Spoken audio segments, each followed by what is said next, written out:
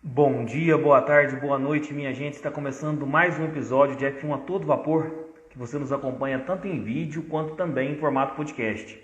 Eu sou o Luiz Fernando e nós estamos no episódio 220 do nosso podcast F1 a todo vapor.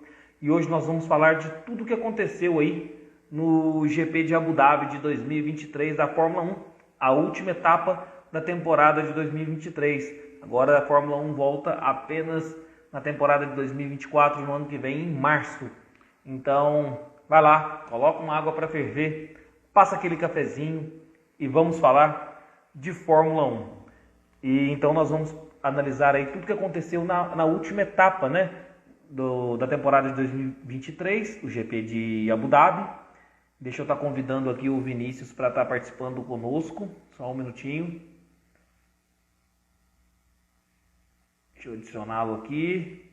A opinião de vocês aí, se vocês gostaram da corrida, a nota que vocês atribuem para essa corrida, uma corrida bem morna, na verdade, né? Essa última etapa aí deixou a desejar.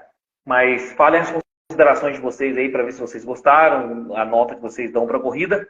Enquanto o Vinícius, estou aguardando o Vinícius entrar na live aí para a gente tá conversando. E hoje também, além da gente analisar o GP de Abu Dhabi, nós vamos fazer um panorama geral aí, um resumo de tudo que aconteceu na temporada. Então nós vamos fazer o episódio de hoje do podcast em duas partes.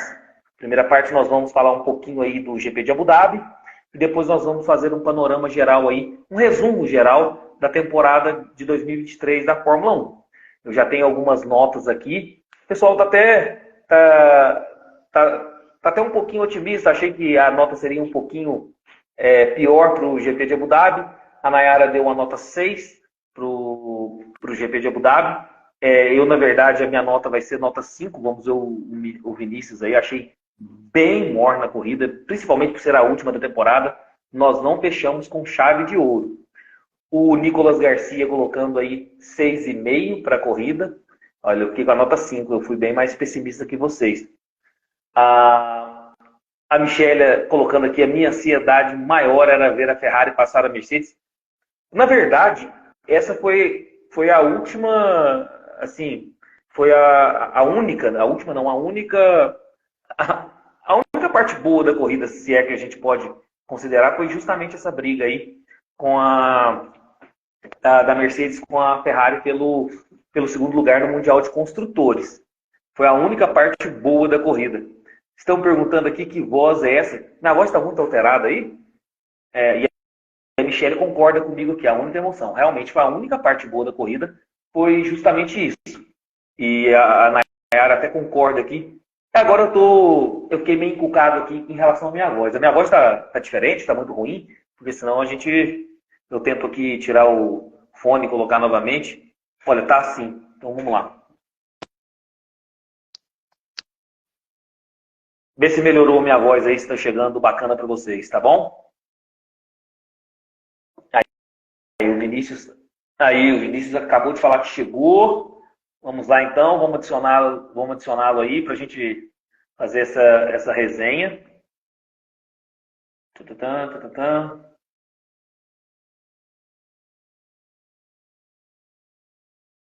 Vou tentar te convidar aqui, Vinícius, também. Você aceita aí, porque eu não estou conseguindo aqui. Ou qualquer coisa, você sai da live e entra de novo que eu te faço convite. Para mim aqui não tá. Eu estou aceitando, mas não tá. Você não está entrando ao vivo. Então, sai da live e volta novamente. A voz mudou. Nossa, então minha voz estava muito ruim no início aí. Deu certo. Fala, meu caro, tudo tranquilo? Fala, Luiz. Bom dia, boa tarde, boa noite para vocês que estão nos acompanhando, nos ouvindo aí no podcast, pelo YouTube, pelas plataformas digitais. Estamos aí, né? Última live do ano, vários assuntos aí para a gente debater ao longo desse 2023, né? E estamos juntos mais uma vez, né? Vini, eu até falei aqui no início da live, até por ideia do Egleison, que deve chegar daqui a pouco, nós vamos repartir esse episódio do podcast em duas partes. Primeiro, nós vamos analisar o GP de Abu Dhabi de uma maneira um pouco mais sucinta, até porque a corrida foi bem morna. Estava conversando com o pessoal aqui. e depois a gente vai fazer um panorama, um resumo geral da temporada em si, de 2023 da Fórmula 1, certo? Show de bola. O pessoal aqui, ó, vou te falar, que eu achei uma corrida bem morna, bem chata, na verdade, para ser a última da temporada, né? Não fechou com chave de ouro. A Nayara deu nota 6 para a corrida, achei até otimista demais. O Nicolas, 6,5. Eu fiquei com uma nota 5, acho que é uma corrida muito morna, muito chata. A única emoção que teve foi a briga, segundo lugar de construtores aí entre a Mercedes e a Ferrari. O Cid achou a corrida chatíssima também, deu uma nota 2 aí, uma das piores corridas do ano. Eu concordo com o Cid. A única coisa que eu não concordo com o Cid é a questão da nota 2. Achei que 2 também é pesado demais, mas eu dei uma nota 5. E para você aí, ô Vinícius, o que você achou da corrida?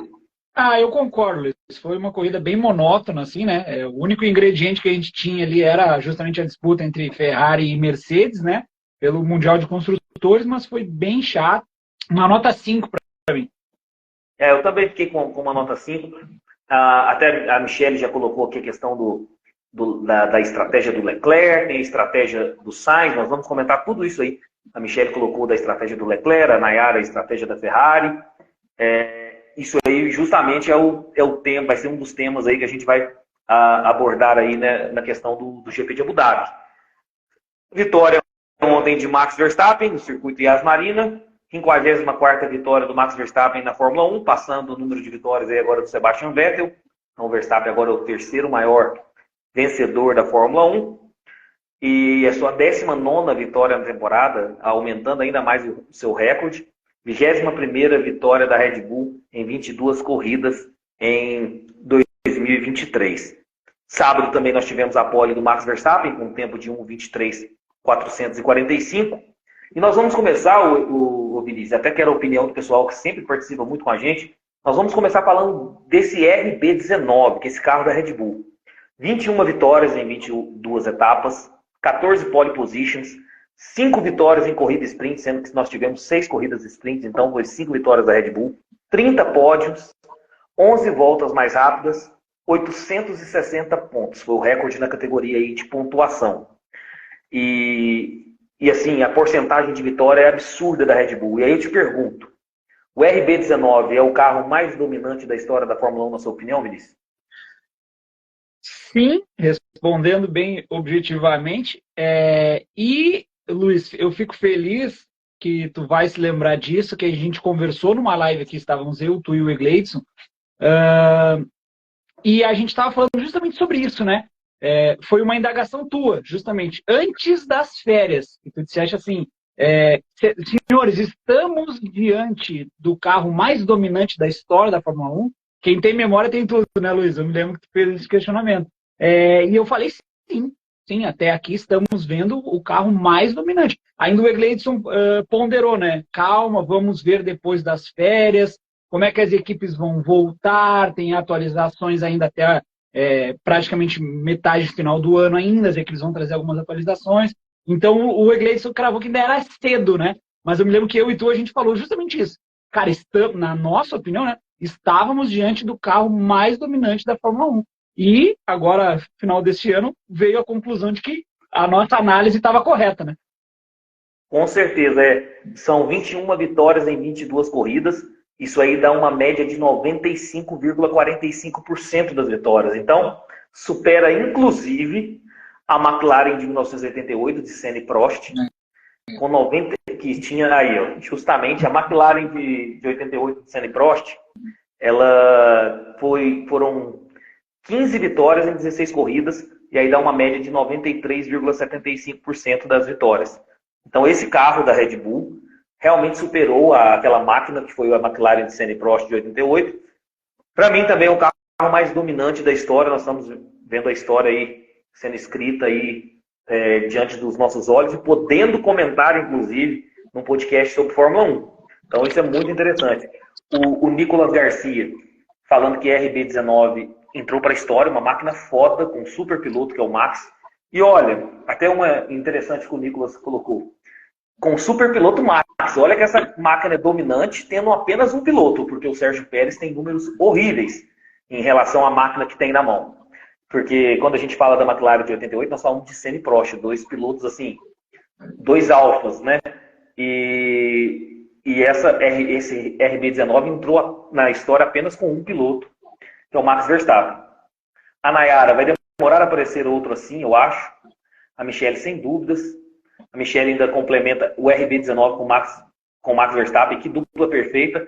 Pena que nós não tivemos aí essa ajuda do Sérgio Pérez, que talvez, nessa corrida, justamente que foi a vitória do Carlos Sainz, poderia talvez o Pérez ter vencido aí para poder cravar os 100% de vitórias da Red Bull. E a Michelle já falou para eu nem comentar sobre o Sérgio Pérez, que o Vinícius se emociona, né? O Vinícius é um grande fã do É a Sérgio análise Pérez. que a gente faz, né, Luiz? Ao final desse ano, em mais uma temporada, a gente vê que a análise que a gente faz é correta, né? Sobre o Pérez. A gente sempre falou, eu falei, tu também falaste muito sobre isso, né? O Pérez é insuficiente para estar numa equipe de ponta como a Red Bull, né? E a gente presencia os dois lados da mesma moeda, né? Porque a gente está falando agora que o RB19 é o carro mais dominante da história, e em contrapartida a gente vê o Pérez, como nem tu falaste agora, com números horríveis, com números ridículos, né? Com um foguete nas mãos, com uma máquina totalmente à frente das demais, e a gente vê o Pérez tendo resultados pífios, né? Então a gente vê que, ao mesmo tempo, o carro uma nave espacial, é de outro mundo, mas também só a nave não faz tudo sozinha, né? Depende do piloto, né? Então a gente vê que não adianta nada ter um carro dominante se tu não tens um piloto à altura, né? Com certeza. E para completar aqui, o Cid até mencionou no comentário dele, eu tenho que fazer essa reverência ao Adrian Newey, claro. O RB19 é um carro que o mundo do automobilismo jamais esquecerá, realmente, tanto para mim quanto para o Vinícius, o carro mais dominante da história da Fórmula 1. E ele ressaltou, obra-prima do Adrian Newey. Na verdade, o Adrian Newey, que é conhecido como o mago, né, da aerodinâmica da Fórmula 1, é o maior de todos os tempos da Fórmula 1 no quesito construção de um carro de Fórmula 1 ali na parte aerodinâmica e mais de uma máquina aí. Talvez, dentre toda essa história do Adrian Newey na Fórmula 1, inclusive aquela Williams de suspensão ativa que foi a cereja do bolo, né, naquela época, mas eu acho que esse RB19 é a maior obra-prima do Adrian Newey também. Consagrou ele ainda mais a carreira dele, né, Vinícius? Sem dúvidas, Luiz. Como tu disseste, né? O Adrian Newey teve obras-primas ao longo desses anos todos na Fórmula 1, né? Mas eu acho que é justamente isso.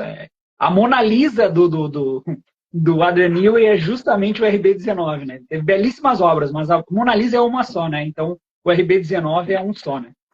Concordo. E eu já vou pegar um gancho aqui com um comentário interessante da Michelle. Na verdade, sério, a participação de vocês é o que engrandece a nossa live aqui. De verdade, vocês interagem com a gente e dá esses ganchos para a gente ir emendando os assuntos. Ela colocou o seguinte, que eu já vou até emendar esse assunto. Detalhe importante é que tem meses que o Adrian já está preparando para o carro do ano que vem. Isso, eu vou emendar esse comentário da Michelle, o Vinícius, com uma fala do Hamilton, não sei se você viu, que o Hamilton disse o seguinte, a Red Bull venceu com 17 segundos de vantagem em Abu Dhabi.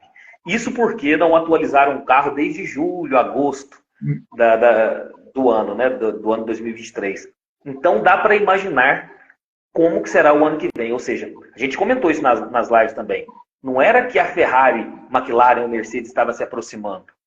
Era que a Red Bull estagnou. Ela parou com as atualizações desde agosto. Então, e o Hamilton até deu essa declaração. Ou seja, se eles pararam desde agosto, meu amigo, o que esperar para o ano que vem dessa Red Bull, Vinícius? A Adrian Newey já está com a carta na manga já? Sem dúvidas, né? E isso é uma coisa, Luiz, que a gente vai presenciar no ano que vem, do erro das equipes, por exemplo, no caso da Mercedes, não ter abandonado um projeto totalmente errado quanto foi o carro de 2022 e agora 2023, né? Enquanto que a Red Bull já tem 2 anos na frente, Mercedes e Ferrari, principalmente, vão começar agora, a partir de 2024, a correr atrás da máquina, né? Então, ou seja, a Red Bull já tem toda a expertise, já tem todo o know-how de o que funciona, o que não funciona, né? Então, todo esse caminho, Ferrari, Mercedes, principalmente, vão ter que percorrer ainda, né?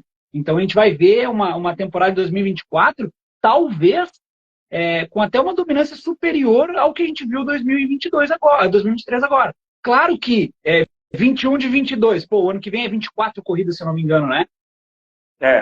Pode ser que sejam 23 vitórias da Red Bull, mas não é questão de superioridade em números, eu digo mais na distância que a Red Bull vai tomar com relação aos seus concorrentes, né?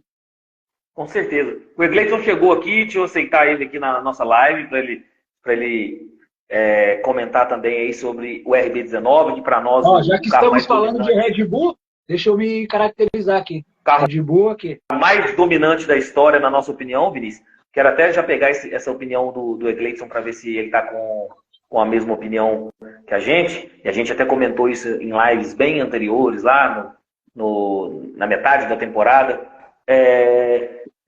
O Egleison, o RB19 para você é o carro mais dominante da história da Fórmula 1? Os números dizem isso, né, Luiz? Não tem o que questionar. 95% de aproveitamento, 21 vitórias em 22 provas. Não tem o que questionar. É um carro extremamente dominante. E eu peguei o que o Vinícius falou no início. Os indícios dizem que talvez 2024 o coro seja ainda maior. Se é possível isso existir, isso pode acontecer. Não falo de mais número de vitórias, mas em vantagens maiores nas corridas. Isso pode acontecer por causa que nós temos a Red Bull muito à frente no campeonato. Eu até estava lendo um artigo que o Adrian Newey basicamente não trabalhou no carro de 2023. Ele projetou, quando o carro foi para os testes, deu 1, 2 provas, ele já abandonou o carro. Ele já não teve mais influência e já começou a trabalhar no carro de 2024. Então, a Red Bull, com 2 anos à frente, a Mercedes e a Ferrari, que são as equipes talvez com maior potencial técnico para alcançar ou para brigar, bem atrás, vão para o 3º carro em 2 anos. A McLaren, por mais que tenha um projeto muito mais parecido com o carro da Red Bull, ainda acho que não tem um corpo ainda técnico tão bem azeitado como o da Mercedes, da Ferrari, em questão de... O corpo técnico da McLaren é muito novo ainda veio por uma reestruturação. Então, assim, talvez tenhamos um campeonato de 24 com mais sobra ainda em relação à Red Bull, e tem um outro fator, que é mais tempo de túnel de vento e mais tempo de CFD que eles tiveram em relação à punição. Ou seja, todos os cenários dizem para isso. Eu torço para que não, que tenha competitividade. Mas a gente tem que mostrar para o seguidor, para o fã, a realidade, não o mundo bonitinho que todo mundo vai falar que a temporada vai ser incrível. Não, pode ser que não seja incrível e a tendência é que não seja incrível. É justamente isso que a gente estava falando aqui em relação à declaração do Hamilton, né? Então, desde agosto que a Red Bull não atualiza o carro, então é bem provável que nós tenhamos uma máquina ainda mais potente para 2024. Em relação ao RB19, porque tem até um comentário do Cid aqui que eu acho interessante a gente debater, que é o seguinte, porque o Vinícius colocou e eu concordo com o Vinícius, ele colocou que de todos os projetos do Adrian Newey, o RB19 é a Mona Lisa, é a obra-prima. Eu também acho, concordo, porque é o carro mais dominante da história. Mas ele disse aqui, Luiz, não acho... Não, eu acho que na época o carro da Williams tinha uma tecnologia embarcada fenomenal para a época, porque eles são da suspensão ativa, aquele pulo do gato que o Adrian Newey deu e depois foi cortada para 94, o ano que o Senna faleceu. O RB19 usa elementos de engenharia nunca vistos no automobilismo. A questão é que naquela época, embora a suspensão ativa fosse um pulo do gato, uma carta na manga para a época, os carros daquela época quebravam mais, eram bem mais instáveis do que os de hoje, né? Então, o que acontece?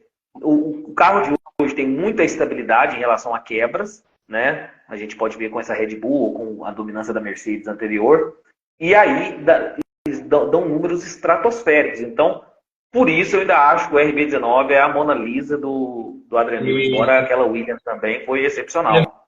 A gente fala muito do carro, mas a gente tem que dar de César o que é de César.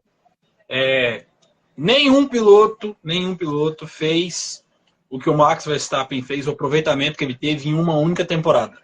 Então, assim, se o Verstappen recebeu o melhor carro da história da Fórmula 1, ele entregou o melhor resultado da história da Fórmula 1. Então, a melhor temporada individual que um piloto fez na história foi a que o Max fez. Então, o carro teve um piloto à altura perfeitamente para tudo que dava para extrair, ele extraiu. Claro, o Verstappen, inclusive, seria a próxima, o próximo tópico. Ó. Ele conquistou o terceiro título mundial, completou todas as 22 corridas, 19 vitórias, o recorde que era dele, que ele aumentou. Então, ele tem 19 vitórias na temporada, 2 segundos lugares, 21 pódios também, que é o recorde dele em uma temporada, 21 pódios. Apenas uma corrida fora do pódio, foi um quinto lugar. O primeiro piloto a liderar 1000 voltas em um ano na Fórmula 1. Mais que o dobro de pontos do que o vice colocado, que é o seu companheiro de equipe, Sérgio Pérez. E a Red Bull seria campeã de construtores só com os pontos dele. Então, a gente também quer aqui reverenciar a temporada espetacular, claro, do Max Verstappen. E outra coisa, os únicos pilotos na história a completarem todas as voltas em uma temporada na Fórmula 1, em uma única temporada, completar todas as voltas, foi Michael Schumacher em 2002, Lewis Hamilton em 2019 e o Max Verstappen agora em 2023.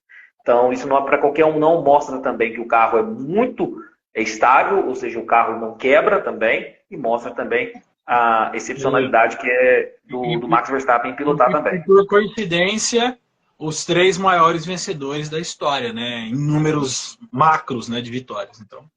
Com certeza, com certeza. E outra coisa, eu vou falar aqui do recorde da Red Bull rapidinho, que é 21 vitórias em 22 corridas. Segundo em números, Mercedes de 2016, 19 em 21 corridas, 19 vitórias. Terceira, a Red Bull de 2022, 17 em 22. Quarto, a Mercedes de 2014, 16 em 19 corridas, 16 vitórias. E quinto, a Mercedes de 2015, 16 vitórias em 19 corridas. Aí o Egleison sempre fala, esse recorde é em números, vamos falar em porcentagem? Vamos lá. Em porcentagem, primeiro lugar de todos os tempos, Red Bull de 2023, 21 de 22 corridas, o que dá 95,45% de aproveitamento. Depois a McLaren de Senna e Prost, em 1988, 15 de 16 corridas, com aproveitamento de 93,75%. Depois a Mercedes de 2016, 19 de 21 corridas, então 90,48% de aproveitamento. Depois a Ferrari de 2002, do Schumacher e Rubin, 15 vitórias de 17 corridas, com aproveitamento de 88,24%. E depois a Ferrari de 1952, 7 vitórias em 8 corridas, das Cars justamente, 87,50%. Então, a Red Bull aí marcando história. Em relação ao Verstappen, 1.003 voltas lideradas, a gente tem que ele é o maior número, claro, tem mais corridas, mas vamos falar de aproveitamento aqui também. Verstappen, em 2023, teve um aproveitamento de 75,70% de voltas lideradas. Então, também é o maior da história. Segundo Jim Clark, Egleison, que você gosta muito, em 1963, ele teve 506 voltas na liderança em 708 previstas, 71,47%. Então, Verstappen simplesmente bateu o Jim Clark aí em aproveitamentos em voltas lideradas. Nigel Mansell em 92, com 694 voltas lideradas em 1.036 previstas, 66,99% de aproveitamento. Depois o Vettel em 2011, foram 739 voltas na liderança em 1.133 previstas, 65,23% de aproveitamento. Depois Michael Schumacher em 94, 646 voltas na liderança em 1.046 previstas, 61,76% de aproveitamento. Ou seja, os números estão aí. Então, realmente, nós estamos diante de um piloto excepcional e de um carro excepcional. Quer completar alguma coisa aí, alguém de vocês, sobre Red Bull ou Verstappen? Não, eu acho que a gente já falou bastante sobre isso, né? E cabe ressaltar também a pouca idade do Max, né? O Max tem 54 vitórias, o Hamilton tem 101, 3, não? 3. 103. Ou seja, olha quantos anos o Max ainda tem pela frente e o número de corridas aumentando. Ou seja, a tendência é de que o Max pulverize esses números, né? E a gente veja novos recordes serem batidos, né? Lembrando, Vinícius, que até 2026 nós temos um regulamento igual, né? Sem mudar praticamente quase nada. Ou seja, são 3 anos que a gente vê, como o Egleison falou, né, a gente já falou anteriormente, de dominância de uma equipe só, né? E a gente está falando aí cada vez mais que pilotos excepcionais têm espaço independente da idade, né? A gente está vendo o Fernando Alonso com 42 anos aí, correndo o fino, né, do automobilismo, e o Max tem só 26 anos. Então, assim, quando a gente para pensar e analisar o que esse rapaz pode entregar, é assustador. Assim, a gente está é bom que a gente está diante disso, né, da história sendo escrita, mas assim, é assustador o que ele pode vir a fazer, entendeu? Se a gente tiver uma década de dominância da Red Bull, se tiver uma interpretação correta do regulamento de 2026 em diante, meus amigos, a gente pode estar diante de uma dominância nunca vista, talvez, né? Com certeza, não tenha dúvida disso. Deixa eu pegar o comentário. Não, para nós que gostamos de corrida, de disputa, tomara que não, porque toda dominância, independente da equipe, se é Red Bull, se é Ferrari, se é Mercedes, se é Brown GP, não interessa. Toda dominância, ela é chata, né? Sim, mas a gente que gosta de automobilismo, que entende um pouco, a gente sabe que dominâncias fazem parte do ciclo da Fórmula 1. Só explicar, quando eu falei tomara que não, eu não torço, eu não estou dizendo que eu torço contra que o Max bata todos os recordes. Eu acho isso muito legal e acho que um bater o recorde do outro não apaga a história de quem ficou atrás, que são épocas diferentes. Eu torço para que não seja algo de um carro só, é só isso, só deixando bem claro. Deixa eu pegar o comentário aqui do pessoal. O Cid, o que o Adrian Newey fez, mais o departamento de aerodinâmica, usa elementos que jamais vimos. Aquele assoalho é uma obra-prima. Teve até aquelas fotos lá em Mônaco, né, quando levantou o carro do Pérez. Interessante. Sou engenheiro e entre amigos chamamos de colmeia 4D, a cálculos extremamente finos. Vamos lá. Deixa eu pegar mais comentários aqui. Supermax, Nicolas Garcia, Supermax mais RB19, perfeição. Chega próximo a isso, com certeza. Deixa eu ver mais o que aqui. Vamos lá. Tô olhando o comentário de vocês para a gente partir para o próximo assunto, que é Ferrari versus Mercedes aí, no segundo lugar de construtores. Lembrando que a corrida foi bem chata, então nós vamos ter pouco assunto para falar da corrida e depois a gente vai fazer a segunda parte do nosso episódio, um resumo da temporada de 2023. A ideia foi do Egleison. Então, nós já vamos entrar aí no assunto Mercedes versus Ferrari pelo segundo lugar de construtores.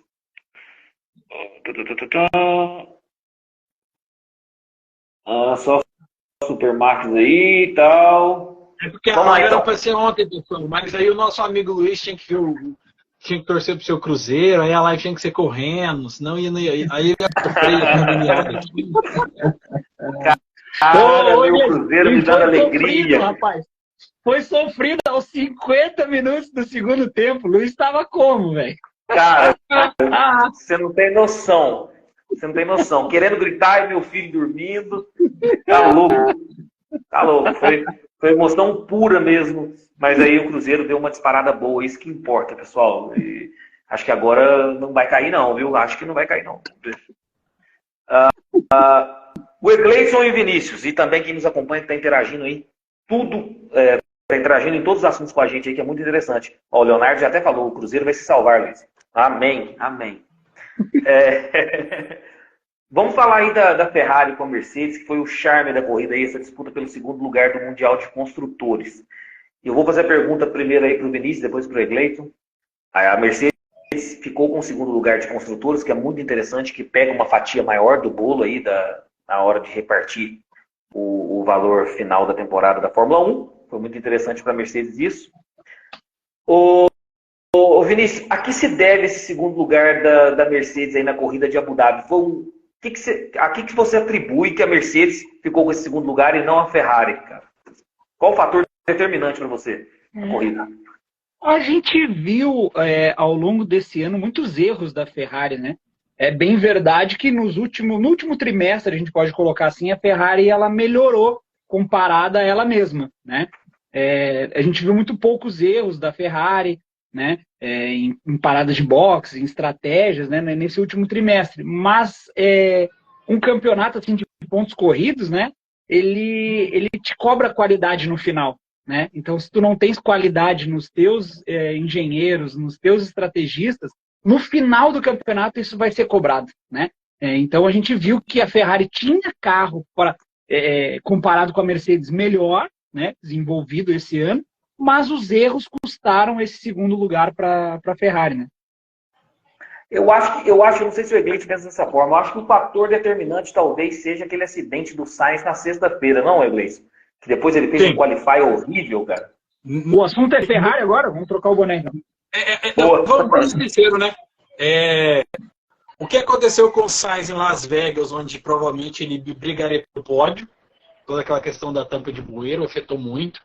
E teve também a questão agora da última prova que você falou, que o Sainz bateu, cagou no acerto do carro, não conseguiu recuperar, não passou do Q1 e fez uma corrida de recuperação ruim, a estratégia da Ferrari pior ainda, e quem salvou a Mercedes de fato foi o Pérez, né? Porque se o Pérez não bate no Lando Norris tentando fazer uma ultrapassagem meio afobada, ele chegaria na frente do Russell, e o Russell terminando em quarto, o vice seria da Ferrari. Mas como o Vinícius falou, o campeonato não se resume na última prova. Durante as 22 provas, a Mercedes foi uma equipe mais sólida, mais constante, com a dupla de pilotos, mas com menos erros também. Então o vice foi merecido. Mas a Ferrari, nessa segunda parte do campeonato, melhorou bastante, fez muitas poles, venceu corrida e terminou o ano em alta. A Ferrari terminou o ano melhor do que a Mercedes, isso aí é um fato. Então vamos comentar. Parece que o nosso grande Leonardo Cruzeirense aí quer entrar na live também. Deixa eu adicionar ele aqui, a enciclopédia da Fórmula 1, para falar todos os fatos históricos. Eu não tenho roupa para isso, não. Eu não tenho roupa para isso, não. O Leonardo quer. Deixa eu ver se vai dar certinho. Já aceitei ele aqui. Olha! Fala, meu caro, tudo bem? Tudo tranquilo? Boa noite, meus amigos. Tudo tranquilo? Vim aqui fazer o fechamento da temporada com vocês. Luiz! É sempre muito bem-vindo. Que sufoco ontem do Cruzeiro, hein? Cara, assim, sério mesmo, o time não ajuda, o time é limitado, mas o importante é os 3 pontinhos aí. Até tive aqui um comentário que Goiânia está de luto, o Egleidson aí, a Nayara, aqui em Goiânia o povo está de luto, que a gente, querendo ou não, a gente colocou o Goiás lá embaixo agora, né? Mas é isso aí, tem que se salvar. Vamos lá. Aqui. Quero agradecer a vocês aqui, de antemão, porque às vezes eu faço uns comentários e vocês sempre estão fazendo referências a mim e assim, eu agradeço. Devido a problemas no horário de trabalho, muita correria, eu não posso participar toda hora. E estou acompanhando alguma coisa e vendo vocês falando e só vou fazer um apanhado só para terminar e a gente seguir logo para o disputa Ferrari e Mercedes, tá? Vai lá. Temos 48 etapas até iniciar o regulamento de novos motores em 2026. São 48 etapas. Já conversei acho que com o Egleidson e com o Vini sobre esse assunto. Não estou dizendo que o Max Verstappen vai gabaritar. Porque é de anseio de todos que haja mais competição, haja mais disputas, haja mais roda-roda. Porque dominância na Fórmula 1 existe desde a primeira temporada, quando o Giuseppe Farina venceu o campeonato. Então, dominância é isso. Depois chegou a fase que Ascari dominou 52-53, depois veio Fangio, com aquela Mercedes 54 a 55, e não se prolongou mais tempo devido a uma tragédia que fica para uma outra categoria, para uma outra disputa, e que a Mercedes se afastou das competições. Então, dominância é isso, não tem como reclamar. Quem não está acostumado, tá, tem que entender que sempre haverá dominância em qualquer competição, seja de carro, seja de moto, seja do que for. Ponto. O carro, vocês frisaram muito bem, e eu vou só dizer o seguinte: um carro tão bem nascido como o RB19, e ele foi deixado de lado, já pensando no RB20, meu amigo, não tem o que fazer. É comprar ingresso e deixar ver as baratinhas rodando em círculo e entregar. Porque aí eu vou ter que dar a mão palmatória. Com o mesmo carro, o Pérez não fez a mesma coisa, assim como com o mesmo carro, em 1992, Ricardo Patrese não fez o que o Nigel Mansell fez. Com o mesmo carro, Gerhard Berger não fez o que o Ayrton Senna fez em 91. Então, quer dizer, quando tem essa discrepância técnica entre dois pilotos, meu amigo, não tem. O outro tá ali para comboiar. Ah, mas aí você vai chegar para mim e vai falar assim, ah, mas o Rubinho Barrichello também. Não, cara, você tinha um Michael Schumacher do lado. Então, o que você faz, você tem que estar pontuando, você tem que estar completando a corrida e juntar a pontuação e ganhar o campeonato de construtores, que é o que vale. Detalhe, nem precisa. Só os pontos do Verstappen nessa temporada, tamanha dominância da Red Bull, só os pontos do Verstappen já garantia para ele o título de construtores. Só o do Verstappen, pode até tirar o do Pérez. Então, mas aí que entra um complemento. Porque se você olhar, desculpa a expressão, o melhor do resto, você vê que você, quando tem dois bons pilotos, mesmo o carro não tendo uma boa criação, a Mercedes chegou onde chegou. E não é garantia de que quando virar o campeonato para 24, a McLaren e a Ferrari comecem tão bem como elas terminaram. Porque elas estão criando um carro para cada temporada. E eu tenho um certo receio em relação a isso, Leonardo. Até falei mais cedo na live. Eu não sei se a Ferrari ou a McLaren evoluíram o seu carro nesse restinho de temporada e o início de 2024, ou se é por o fato da Red Bull ter estagnado nas suas atualizações desde agosto e não ter feito nada só pensando no carro de 2024. Foi até a declaração do Hamilton nesse sentido, que eles venceram essa última prova com 17 segundos com o carro sem atualização desde agosto. Então eu fico nessa dúvida se há sim uma evolução de McLaren e Ferrari, ou se é simplesmente que a Red Bull está estagnada e a partir do momento que ela colocar o carro de 2024, nós vamos ter outro show, outro baile novamente, entendeu? Bem citado também. Você tem que... São vários fatores. E dentro desses vários fatores, para a gente não se prolongar muito, é um senhor carro como foi em outras temporadas do Adrian Newey. Ele é tão espetacular quanto Colin Chapman. Ele é tão espetacular em criatividade quanto Colin Chapman. Teve o Gordon Murray, teve o Forghieri, o Mauro Forghieri da Ferrari, mas eram carros mais mecânicos. O grande pulo do gato da Fórmula 1 foi Colin Chapman, com a criação do efeito solo na Lotus 78 e 79. De lá para cá, depois teve o assoalho duplo, que foi banido da Fórmula 1, e aí ficou até vir o Adrian Newey e começar a fazer o que ele está fazendo. Voltando agora para Mercedes e Ferrari, como eu falei, a Ferrari gastava muito pneu, consumia muito pneu. A partir do momento que começou a gastar menos pneu, o carro começou a se desenvolver. Só que aí você já está com o campeonato todo comprometido. Ganhar pontos em reta final é muito complicado.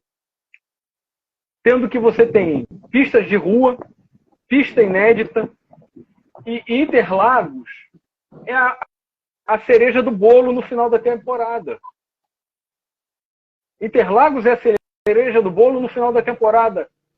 O Vinícius e o Gleibson, até o Remy também estavam lá e viram. Interlagos é aquele circuito que é para consagrar o piloto. é extremamente... E olha que eu vou falar aqui. Eu vi duas formações de os dois desenhos de Interlagos. O velho Interlagos e o novo Interlagos. É muito difícil. Tecnicamente falando, é um circuito que tem de tudo um pouco que você precisa. E aí, meus amigos? Como é que você dá o pulo do gato? Aí eu vou citar você, Luiz. Será que o congelamento do RB19 fez que as demais chegassem nela? Essa é uma questão muito, essa muito questão, interessante, né? Porque assim, ó, o que acontece, tá? Trazendo mais para Ferrari e Mercedes, essa disputa, tá? Se a gente for analisar o que foi o ano da Mercedes e o que foi o ano da Ferrari. A Ferrari, ela tinha ritmo de corrida, tinha ritmo de classificação, tanto que o Leclerc fazia pole e fez várias poles durante o ano, né? 5 poles, o Eglis está me ajudando ali. Então, o que acontecia? A Ferrari tinha um ritmo de corrida, mas por erros. Esse é a grande questão, né? Por erros da Ferrari, e às vezes dos próprios pilotos, né? Do Leclerc e do Sainz, por erros dos pilotos e da equipe, a Ferrari deixou de pontuar em várias corridas. A Mercedes, em contrapartida, ela não tinha ritmo de corrida.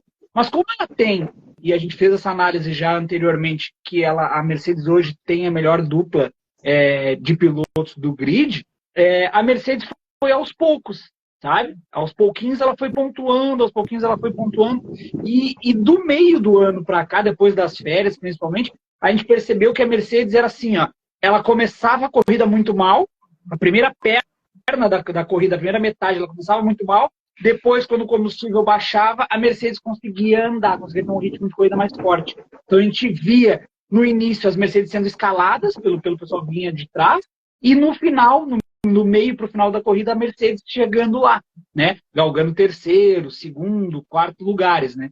E a Ferrari também já tinha acertado os erros que tinha cometido no início do ano, mas aí, como o Léo falou, né, já era tarde, né? Aí o campeonato já estava praticamente decidido em favor da Mercedes em segundo lugar. Em relação à questão da Mercedes Ferrari, a gente vai ter muita bagagem para traçar todo o histórico da temporada de cada uma, né? Que ficou para trás dos pontos, o próprio Leonardo falou isso, você também. Só que assim, considerando que a gente tem essa questão da memória apenas bem curta, vai ter torcedor da Ferrari que vai atribuir a culpa do bueiro, embora tenha sido o regulamento que foi na última corrida de Las Vegas. E propriamente em Abu Dhabi, como o Gleidson falou muito bem, nós tivemos aí a batida do Sainz no treino, que não conseguiram acertar o carro. Então ele bateu forte no treino, não conseguiu acertar o carro, não passou do Q1, teve que largar em 16º. E aí, cara, embora o Gleidson falou que a estratégia da Ferrari foi muito ruim em relação ao Sainz, eu acho que era o que dava para fazer. Eu me pensando ali como estrategista da Ferrari, o cara vai largar de 16º. Eu vou colocar ele com pneus duros, segurar ele o máximo na pista, torcer e rezar bastante para ter um safety car, para ele ser ajudado. Então, eles colocaram duros no Sainz, depois duros novamente, acreditando nesse safety car, que não aconteceu. E aí ele foi obrigado a parar na última volta para trocar os compostos pneus, que é obrigatório na regra, e colocar os macios na última volta, penúltima volta, se eu não me engano. Então, assim, a Ferrari fez a estratégia, na minha opinião, o que tinha para se fazer. Se ele trocasse de duro para médio, certamente ele teria que parar novamente e colocar duros novamente, ou médios, e ia ser duas paradas da mesma forma, e eu acho que não ia ter ritmo para isso, para conseguir um bom resultado. Então, fez o que tinha que fazer. Outra coisa, o fato do Lewis Hamilton também ter largado no meio do pelotão ali, Lewis Hamilton passou com facilidade ele, e a gente viu que a dupla de pilotos aí da Mercedes, igual você falou, Vinícius, é bem melhor do que a dupla de pilotos da Ferrari, então pesou isso também. O Lewis Hamilton fez uma corrida muito melhor do que a do Sainz. E outra coisa, uma coisa interessante também, O Leclerc, meus amigos, eu quero ver até a opinião de vocês. O Leclerc deu uma de estrategista lá na corrida. Gostaram aí da estratégia que o Leclerc tentou para ajudar o companheiro de equipe? Querem comentar? Isso aí mostra, o Luiz, Leonardo, o Egleides, o pessoal que está nos acompanhando aí, isso mostra aquilo que eu tinha falado anteriormente, né? Que o campeonato cobra qualidade no final, né? E aí tu pensares que um piloto que está guiando a mais de 300 km por hora, que tem tanta coisa para se preocupar com o volante, com todas as regulagens que tem do carro no volante dele. Além disso, tem que se preocupar em andar rápido. E fora todos esses detalhes, o cara se preocupar com estratégia, quer dizer, aí a gente vê que quem deveria estar pensando isso não está, né? E se quem deveria estar pensando isso não está, tem coisa errada na Ferrari, né? Então a gente vê, principalmente nesse ano, acho que ficou escancarado, né, que o problema não era o Binotto, né? O problema era o Mattia Binotto, que não sei o quê, Para mim ficou escancarado que o problema não é o Binotto, né? O Leclerc mostrou o que a gente falou dele aqui, que ele é um piloto inteligentíssimo, né? Ele é um piloto muito rápido. O Leclerc tem velocidade. Ele é um dos mais velozes do grid hoje, tá? Na minha opinião, né? Não sei a opinião de vocês, mas na minha opinião, ele é um dos mais velozes pilotos hoje do grid. O que acontece é que o Leclerc deu muito azar também com a Ferrari, pegou os erros crassos da Ferrari aí, mas assim, resumindo, tá? Essa estratégia, o Leclerc ter pensado isso de dentro do cockpit a 300 km por hora, mostra que tem coisa errada na Ferrari. Né? E para mim, até o Egleides está bem silencioso aí, Egleides. Se quiser comentar depois. Não, sobre o Leclerc, na verdade, eu vou elogiar o Leclerc, porque é um piloto que a gente sempre cobra iniciativa, leitura de corrida. É um cara que fica sempre esperando muita atitude da Ferrari. Nós sempre criticamos o Leclerc muito em relação a isso. E pela primeira vez, não pela primeira vez, desde Singapura, quando ele jogou junto com a equipe para trabalhar para a vitória do Sainz, ele fez a leitura para isso. Então mostra que o Leclerc, enfim, está amadurecendo como piloto, como homem de entender uma corrida de Fórmula 1. Rápido, na minha opinião, eu já disse várias vezes. Na minha opinião, o piloto mais rápido do grid é o Charles Leclerc em volta lançada. Acho que ele não tem nenhum piloto tão rápido quanto ele em volta lançada. E em talento puro de velocidade, acho que ele está quase no mesmo nível do Verstappen. Ser rápido não significa ser igual ao Max, ser tão bom. Então mostra que o Leclerc, enfim, aos 26 anos, está começando a ter um amadurecimento e pode apresentar ainda uma carreira muito vitoriosa para o Monegasco, que é um piloto sensacional. Então eu coloco isso como algo interessante para o Leclerc, um elogio, que tantas críticas a gente faz ele. E para mim mostra, deixa eu só interromper rapidinho você, mostra que Luiz, o Egleidson, que o que a gente falou aqui, essas críticas que o Egleidson falou que a gente teceu ao Leclerc, e merecidas as críticas, né, mostra que nós estávamos certos, né, porque a gente viu essa evolução agora nessa questão do Leclerc, né, faltava para ele justamente isso. Eu me lembro que uma das lives que a gente fez, a gente criticou o Leclerc justamente por não ter esse posicionamento, de saber que é ele que está na pista, o poder de decisão tem que vir por parte dele, e agora não, agora ele mostrou tudo isso, né? Então também comprova que a nossa análise com relação ao Leclerc estava sim correta, né? E para mim ele foi, na minha opinião, já dando spoiler, para mim ele foi o piloto do dia, embora a gente saiba que a votação popular foi o Yuki Tsunoda, mas para mim o Leclerc foi o piloto do dia, primeiro, por travar uma batalha ali na primeira volta com o Max Verstappen, dando um calor no Max Verstappen ali, tentando a primeira posição. Isso não é para qualquer um, porque a gente vê a dominância do RB19. Talvez o único piloto na temporada que consegue dar esse calor aí inicial ao Max Verstappen é o Charles Leclerc. E realmente ele travou rodas ali com o Verstappen, lembrando os tempos de kart, da rivalidade dos dois, e quase conseguiu a primeira posição. Então, ele já foi para cima do Max Verstappen, que é muito difícil hoje. Além de ter feito uma corrida segura, como você disse, Vinícius, a 300 km por hora, você pensar numa estratégia na qual, sabendo que o Pérez está com punição, você deixá-lo passar como forma de talvez travar e conseguir esses 5 segundos de diferença para ajudar o companheiro de equipe em relação ao Russell que estava vindo, foi assim muito inteligente da parte dele pensar isso a 300 km por hora. E na verdade, como você também bem disse, Vinícius, não deveria partir dele essa estratégia, né? Deveria partir do campo dos estrategistas da Ferrari, ou seja, o problema não era o Binotto, está longe de ser o Binotto. Em relação à estratégia do Sainz, para mim era o que se dava para fazer, mas ele tomou um baile do Lewis Hamilton também ali na corrida. O Leclerc muito seguro na pilotagem, mas nós tivemos aí o segundo lugar de construtores para a Mercedes por conta, e assim, acho que a dupla de pilotos pesou muito, Russell e Hamilton, talvez aí a melhor dupla de pilotos dos carros atuais da Fórmula 1. E o Egleison lembrou muito bem, no início do comentário, a questão do Norris. O Norris teve uma corrida muito prejudicada. Ele teve um pit stop de 5,1 segundos, que o atrasou muito. E ele também teve o toque com o Sérgio Pérez, que possibilitou também aí a questão do Hamilton, e não do Russell, né, em atingir aí uma melhor posição na pontuação. Então teve todo esse azar do Norris aí, que fez com que o Russell pontuasse bem e garantisse o pódio e também os pontos aí para o segundo lugar de construtores da Mercedes. Para finalizar o GP de Abu Dhabi e a gente entrar aí no resumo da temporada, que a gente vai repartir essa live hoje. Ô Vinícius, o que você achou aí da punição de 5 segundos ao Sérgio Pérez? Eu já vou de antemão defender o Sérgio Pérez. Para mim, incidente de corrida, e a FIA tem sido rigorosa demais. O que você acha aí, ô Vinícius? Para mim foi incidente de corrida, assim, sabe? Foi um pouco imprudente da parte do Pérez, sim, né? Porque ele estava na parte de dentro do circuito, mas assim, lance de corrida, sabe? Nada que merecesse uma punição, né? Poderia merecer, também.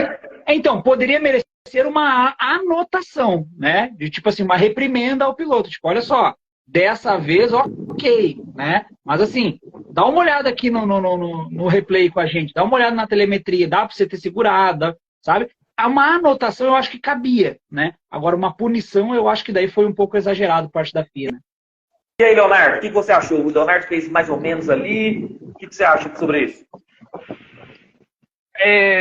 Sérgio Pérez e o Lando Norris ali foi um contato de corrida. Aí você tem que começar a entender o seguinte: os próprios comissários da FIA, eles têm que começar a chegar a um comum acordo. Por quê?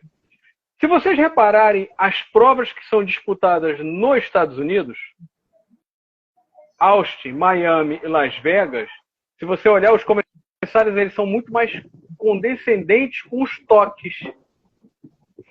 Tipo, aí eu vou entrar naquela... Isso aí. O que acontece? É o que... Aí eu vou... Né, para quem já me conhece, sabe que eu flutuo por dentro das categorias.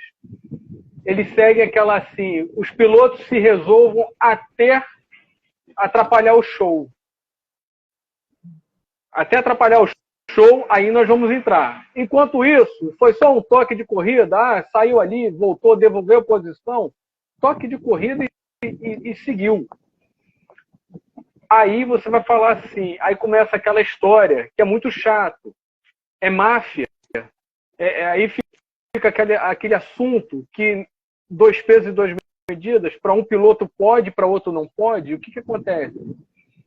Isso é ruim. Isso atrapalha o desenvolvimento e a agariação de mais fãs para a categoria. Por quê? Fica difícil explicar a regra da categoria, porque nós somos poucos. A grande realidade é quem gosta do esporte são poucos. E quem se interessa nas regras e em tudo por trás do que acontece de um grande prêmio são menos ainda. Então o que acontece? Para a grande maioria, não estou criticando narrador, não é isso. Mas o narrador e o comentarista, às vezes, para fazer aumentar a sua audiência, ele joga contra o próprio telespectador. Porque o cara está ali, só entende que o carro está um dando volta atrás do outro, mas não se preocupa em dar tem que condensar, mas ele não se preocupa em dizer assim, olha, se houver um toque assim, tem uma repreenda. O Vinícius falou, tem que ter uma repreenda. Mas aí você chega numa prova em Las Vegas, pode bater roda. Aí chega em Abu Dhabi, não pode bater roda? Aí fica difícil.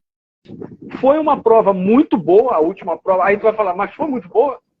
Do nível que se apresentasse como uma corrida que já estava o campeonato decidido e só faltava decidir o campeonato de construtores, a prova foi boa. A prova mostrou o que foi a temporada toda. Agora, esse toque entre o Norris e o Pérez, mais uma vez você começa a entender o seguinte: o Pérez está com o psicológico dele comprometido. Nós criticamos o ano inteiro o Leclerc, mas dentro daquela loucura que é um manicômio, o departamento de Fórmula 1 da Ferrari, que toda semana a gente critica os pilotos da Ferrari, o Leclerc deu show nessa última prova. Ele deu show. Ele ditou direitinho o que nós esperamos que seja o primeiro piloto da equipe. Aí eu vou entrar só no último ganchinho. Vocês lembram do Russell perguntando como é que estava a disputa de título do campeonato? O cara também estava pensando na corrida. E o mesmo Russell, que há umas provas atrás, foi disputar uma prova, e ele foi, pimba, bateu e saiu da prova. Então isso começa a demonstrar a maturidade do piloto. O cara tem que estar mexendo em 30 botões, em várias configurações a 300 km por hora, e ó, o engenheiro buzinando, o engenheiro falando, porque esses caras não param de falar, não. O rádio que solta a Liberty Media e a FIA solta é 1% do que o engenheiro fica buzinando lá no ouvido do piloto. Então, dentro desse apanhado todo, é fazer entender que é o que é incidente de corrida e acidente provocado por deliberadamente. Boa. E assim, tem um jargão até no inglês que é deixa os pilotos correrem.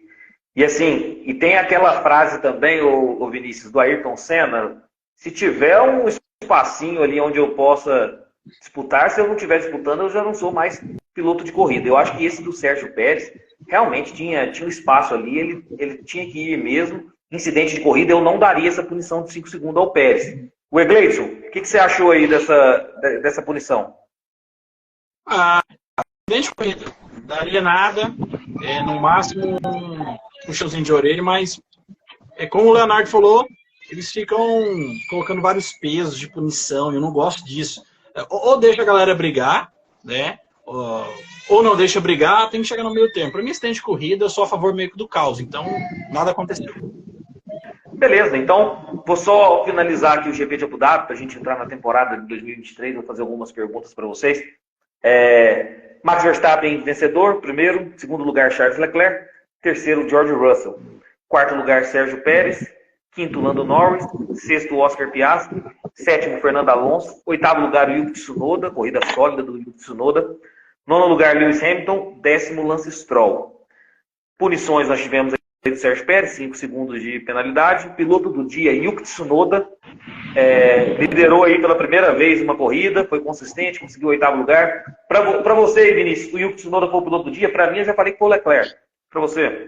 Não, Leclerc, né? Leclerc mostrou com toda a pressão que ele tinha ali na disputa pelo vice-campeonato de construtores, né? Mostrou toda a frieza, inteligência, né? E velocidade que ele tem. Então, para mim, o piloto do dia foi o Leclerc. Leonardo, para você, Yuki Tsunoda, o piloto do dia, quem foi para você? Charles Leclerc. Ele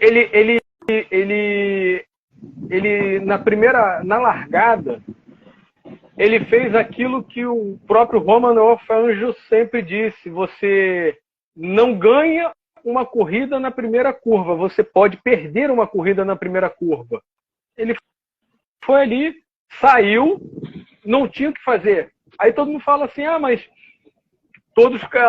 ele podia... Não, era óbvio que o Max Verstappen iria espalhar. E o que ele fez? Ele jogou o carro? Não. Ele abriu também. Ele pensou no campeonato desde a largada, gente. Então, piloto do dia foi o Charles Leclerc. Ponto. Ele pensou, Boa. da primeira volta à última volta, ele pensou principalmente no campeonato de construtores. Aí você começa a ver, esse cara está mudando. Alguma coisa está acontecendo no bastidor para poder abraçar esse cara e melhorar o psicológico dele. Porque se ele tiver com a cabeça boa, ele começa a se levantar e falar assim, ó, quando me der um carro, eu vou disputar o campeonato com vocês. Concordo. O Egleison, para você, o piloto do dia. Leclerc, por tudo que fez, a corrida, o ritmo que teve, a questão que nós falamos da leitura de corrida para o campeonato ali, de ceder posição para o Pérez. Então, Leclerc disparado piloto do dia. E ele já tinha feito uma ótima corrida em Las Vegas também, então é um acréscimo de coisa aí. Então vamos lá, volta mais rápida, Max Verstappen, 1:26.993. Não vou falar a classificação dos pilotos e construtores, que eu vou falar isso agora na temporada de 2023. Meus palpites aí, falei que seria uma pole do Verstappen, acertei. Falei que seria a vitória do Verstappen, acertei. Coloquei o segundo lugar para o Sérgio Pérez, errei. Coloquei o terceiro lugar do Leclerc, também errei. Volta mais rápida, Verstappen, acertei. Então só acertei aí o que diz respeito ao Verstappen. Pole primeiro e volta mais rápida. Então nós falamos aí, completamos aí Abu Dhabi. E agora a sugestão do Egleison